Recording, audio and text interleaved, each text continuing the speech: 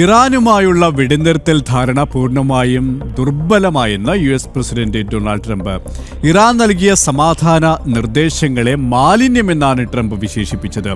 ഏപ്രിലിൽ നടപ്പാക്കിയ വെടിനിർത്തൽ ധാരണയാണ് അവിശ്വസനീയമാവിധം ദുർബലമെന്ന് ട്രംപ് പരാമർശിച്ചത്.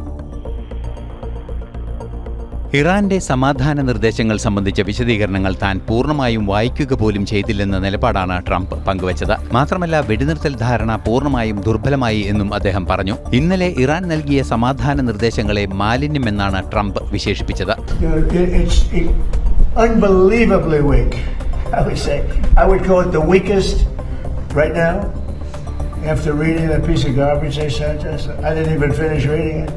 They said, I'm not going to waste my time reading it. I would say it's one of the weakest right now. It's on life support. They understand these are all medical people.